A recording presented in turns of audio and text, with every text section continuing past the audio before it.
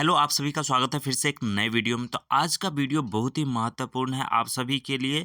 आप लोग के लिए एक बेस्ट क्वेश्चन लेकर के आए हैं, हिंदी का व्याकरण। व्याकरण से जो है क्वेश्चन काफ़ी बनते हैं और आपको हिंदी में बनेंगे ही बनेंगे, संस्कृत में भी देखने को मिलेगा। और इससे क्या होगा, जो इससे जो है आपका जो है आवाज़ वो भी सुधरेगा। बहुत सारा जानकारी इस वीडियो में आपको मिलेगा। तो चलिए आइए बिना समय व्यर्थ किए हुए वीडियो को शुरू करते हैं। अगर आप लोग 10th का एग्ज़ाम देने वाले हैं 2025 में, तो ये वीडियो बहुत ही महत्वपूर्ण है। ठीक है, आप लोग का व्याकरण जो है काफ़ी पूछा जाता है। इस वीडियो को देखने के बाद आपको पता चल जाएगा। ठीक है, तो हम जो है इसमें वर्ण और ध्वनि का जो है ऑब्जेक्टिव क्वेश्चन देखेंगे। तो चलिए आइए शुरू करते हैं बिना समय व्यर्थ किए हुए। तो देखिए, इसमें जो है हिंदी व्याकरण का ऑब्जेक्टिव क्वेश्चन देखेंगे और यहाँ पर देख सकते हैं वर्ण और ध्वनि। तो यही सब प्रश्न आप लोग देखिए और इससे जो है आप लोग को काफ़ी हेल्प मिलने वाला है। और ये सब जो है एग्ज़ाम में प्रश्न आए हुए हैं, इसमें से काफ़ी प्रश्न। तो चलिए देख लीजिए बारी बारी से, वन बाय वन।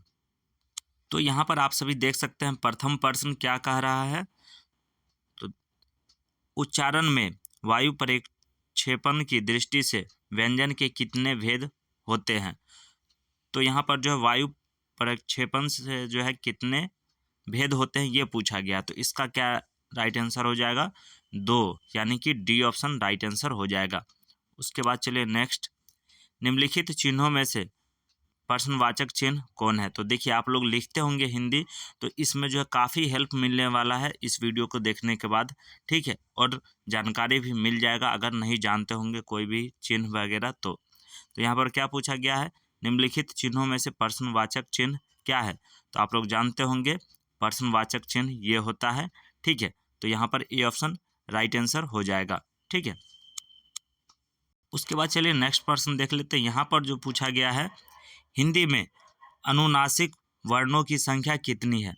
तो अनुनासिक वर्णों की संख्या जो है कितनी है, तो इसका राइट आंसर हो जाएगा 5, यानी कि सी ऑप्शन जो है राइट आंसर हो जाएगा। उसके बाद चलिए नेक्स्ट, जौ का जो है उच्चारण स्थान क्या है। तो आप लोग जो है जौ बोल के देखिएगा, उसके बाद आपको पता चलेगा। अगर नहीं पता चलता है तो अभी इस वीडियो से क्लियर हो जाएगा। ठीक है, जौ। ठीक है, बोलिए जौ। तो क्या से बोल रहे हैं, तालू से बोल रहे हैं हम लोग जो है जौ। ठीक है, तो यानी कि बी ऑप्शन राइट आंसर हो जाएगा, तालू। उसके बाद चलिए नेक्स्ट, इनमें से कौन महाप्राण व्यंजन है। तो महाप्राण व्यंजन पूछा गया, तो इसका राइट आंसर क्या हो जाएगा। तो ये जो है ठौ जो है महाप्राण व्यंजन में आता है, ये ऑप्शन राइट आंसर हो जाएगा। उसके बाद चलिए नेक्स्ट, निम्न में कौन जो है आघोष वर्ण है। तो इसका राइट आंसर क्या हो जाएगा। तो 6 का जो है आपका 6 जो है राइट आंसर हो जाएगा। ओके, यानी कि ए ऑप्शन। उसके बाद चलिए नेक्स्ट प्रश्न देख लेते हैं, हिंदी में उदाहरण चिन्ह के कितने रूप हैं। तो हिंदी में जो है उदाहरण चिन्ह के कितने रूप हैं, तो इसका राइट आंसर हो जाएगा 2, यानी कि ए ऑप्शन राइट आंसर हो जाएगा। उसके बाद चलिए नेक्स्ट, निम्न में कौन ऊष्म व्यंजन है।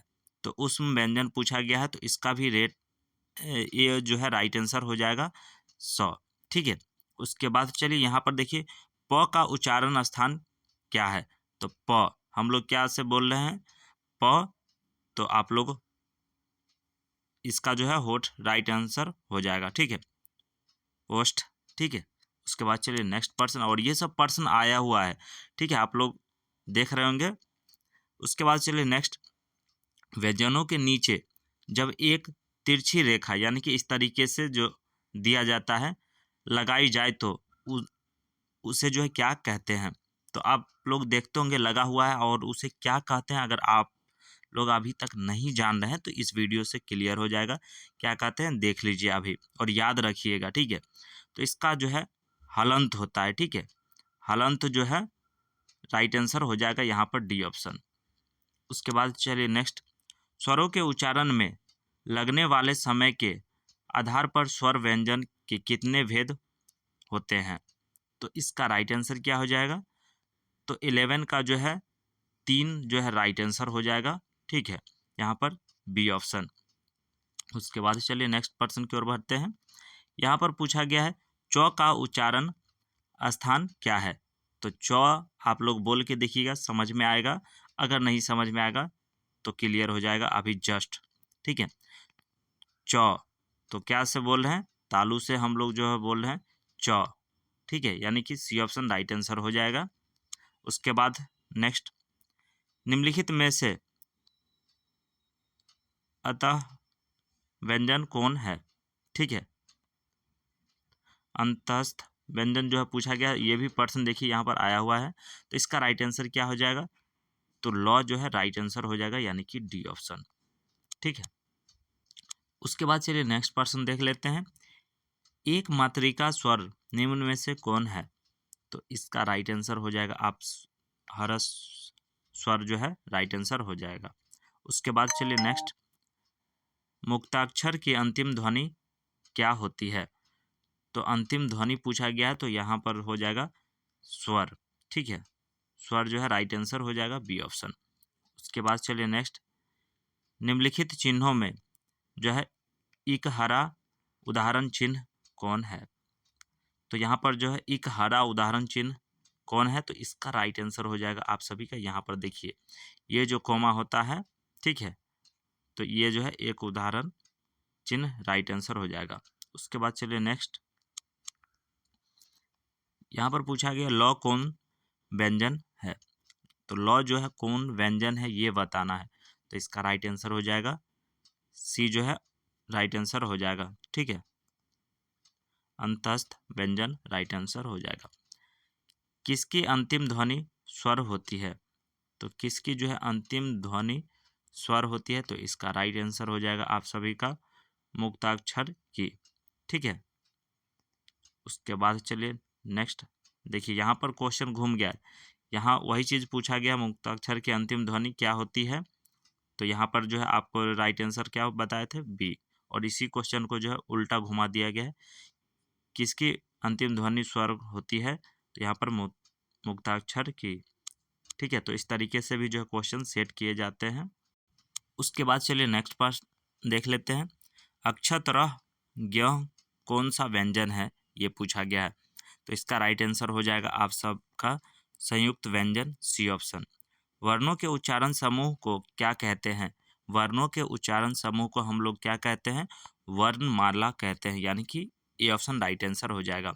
निम्नलिखित विराम चिन्हों में जो है विस्मय दिबोधक चिन्ह कौन है, तो इसका राइट आंसर क्या हो जाएगा, तो ए ऑप्शन जो है राइट आंसर हो जाएगा। ये चिन्ह जो होता है, ठीक है, विस्मया दिबोधक चिन्ह होता है। आप लोग याद रखिएगा, ये नाम जो है याद रखिएगा, क्योंकि काफ़ी लोगों को पता भी नहीं होगा इसका नाम। ठीक है, उसके बाद चलिए नेक्स्ट, हिंदी में ह्रस्वर वर्ण है, तो इसका राइट आंसर क्या हो जाएगा, तो 22 का जो है राइट आंसर हो जाएगा आप सभी का बी ऑप्शन, 4 जो है राइट आंसर हो जाएगा। अ का उच्चारण स्थान है, तो अ का जो है उच्चारण स्थान हम लोग क्या से अ का उच्चारण कर रहे हैं, अ, तो कंठ से जो है आ रहा है, यानी कि राइट आंसर हो जाएगा कंठ। ठीक है, उसके बाद चलिए नेक्स्ट, र तथा री का उच्चारण स्थान है, र और री आप लोग बोल के देखिए, समझ में आ जाएगा, तो इसका राइट आंसर हो जाएगा मूर्ध से जो है राइट आंसर हो जाएगा। उसके बाद चलिए नेक्स्ट, निम्न में घोष वर्ण कौन सा है, तो निम्न में जो है घोष वर्ण पूछा गया है, तो यहाँ पर इसका राइट आंसर हो जाएगा आप सभी का ह जो है राइट आंसर हो जाएगा, यानी कि बी ऑप्शन। उसके बाद चलिए नेक्स्ट पर्सन की ओर बढ़ते हैं। यहाँ पर पूछा गया निम्नलिखित में किसका उच्चारण कंठ से होता है, तो निम्नलिखित में से किसका उच्चारण जो है कंठ से होता है, तो इसका राइट आंसर आप लोग कैसे पता करेंगे, प तो हम लोग जो होठ से बोल रहे हैं, स ये भी नहीं बोल पा रहे हैं, ज ये भी नहीं, यहाँ पर कंठ ध्यान दीजिए, कंठ से उच्चारण, ख ख जो बोल रहे हैं कंठ से निकल रहा है, यानी कि डी ऑप्शन राइट आंसर हो जाएगा। हिंदी में अंतः स्वर जो है वर्ण की संख्या कितनी है, तो ये क्वेश्चन जो है पहले भी हम रिपीट कर चुके हैं, तो इसका राइट आंसर हो जाएगा आप सभी का 4। ठीक है, य कौन सी वर्ण के जो है अंतर्गत रखा जाता है। यह जो है कौन सी वर्ण के अंतर्गत रखा जाता है? तो इसका राइट आंसर हो जाएगा आप सभी का सी ऑप्शन। ठीक है, अंतस्थ व्यंजन के अंतर्गत। ओके, उसके बाद चलिए नेक्स्ट, निम्नलिखित में से अघोष वर्ण कौन सा है? तो अघोष वर्ण इसका राइट आंसर हो जाएगा च। ठीक है, सौ का उच्चारण स्थान क्या है? तो सौ जो बोल रहे हैं सौ, इसका उच्चारण स्थान क्या है? तो बी ऑप्शन तालु हो जाएगा। सौ, सौ मत पढ़िएगा, शौ है ये। ठीक है, तालाब शौ। ई का जो है उच्चारण स्थान क्या है? ई। तो ये जो है कहाँ से निकल रहा है आप लोग ध्यान दीजिएगा बोल करके। ठीक है, ई तो तालु से जो है निकल रहा है। लौ का उच्चारण स्थान बताएं। तो लौ का उच्चारण स्थान क्या हो जाएगा? ल। ल। ठीक है, दंत हो जाएगा इसका राइट आंसर। ल। ल। उसके बाद चलिए नेक्स्ट, यहाँ पर देख सकते हैं व्यंजनों के अंत में हलंत लगने पर जो उसका मान होता है। तो ये इसका राइट आंसर क्या हो जाएगा? तो इसका जो है राइट आंसर आप सभी का हो जाएगा यहाँ पर 33 नंबर का जो है ए ऑप्शन, आधा। ठीक है, ये जो हलंत अगर लग जाएगा किसी स्वर में तो इसका जो है आधा माना जाता है। ठीक है, आप लोग ध्यान रखिएगा, जैसे आप लोग टाइपिंग करेंगे तब समझ में आएगा। जैसे ये है ना डबल चौर लिखा हुआ, तो इसका जो है लगा दिया जाएगा तो आधा समझ में आ जाएगा अंत में। ओके, उसके बाद चलिए नेक्स्ट, द का उच्चारण स्थान है। तो द का जो है उच्चारण स्थान क्या है? तो इसका राइट आंसर हो जाएगा दंत, द। ठीक है, दंत जो है राइट आंसर हो जाएगा। आ ई उ वर्ण है, तो ये जो है कौन सा वर्ण है ये पूछा गया यहाँ पर। तो इसका जो है राइट आंसर हो जाएगा दीर्घ जो है स्वर, राइट आंसर हो जाएगा, यानी कि बी ऑप्शन। उसके बाद चलिए नेक्स्ट, यहाँ पर पूछा गया भ का उच्चारण स्थान क्या है? तो भ आप लोग बोल के देखिए, भ जो है भ हम कैसे बोल पा रहे हैं? तो ओष्ठ जो है इसका राइट आंसर हो जाएगा, यानी कि होठ। ठीक है, भ दोनों सट रहा है, उसके बाद निकल रहा है स्वर। उसके बाद देखिए र का जो है उच्चारण स्थान क्या है? ठीक है, तो इसका उच्चारण स्थान हो जाएगा आप सभी का 37 का जो है राइट आंसर ए ऑप्शन। ठीक है, कंठ से। उसके बाद चलिए नेक्स्ट प्रश्न, नौ का जो है उच्चारण स्थान क्या है? तो नौ जो है उच्चारण स्थान इसका क्या है? तो इसका राइट आंसर हो जाएगा आप सभी का नौ। ठीक है, नौ मूर्ध से जो है राइट आंसर, यानी कि मुख से जो है राइट आंसर हो जाएगा। ओके, उसके बाद चलिए नेक्स्ट प्रश्न देख लेते हैं, व्यंजन के कितने प्रकार होते हैं? तो व्यंजन के जो है कितने प्रकार होते हैं? तो इसका राइट आंसर हो जाएगा 3, यानी कि सी ऑप्शन राइट आंसर हो जाएगा। गौ का उच्चारण स्थान क्या है? तो गौ का जो है उच्चारण स्थान यहाँ पर पूछा गया है, तो इसका राइट आंसर हो जाएगा गौ, कंठ से जो है हम लोग बोलते हैं, यानी कि सी ऑप्शन राइट आंसर हो जाएगा। तो का उच्चारण स्थान है, तो का जो है उच्चारण स्थान क्या है?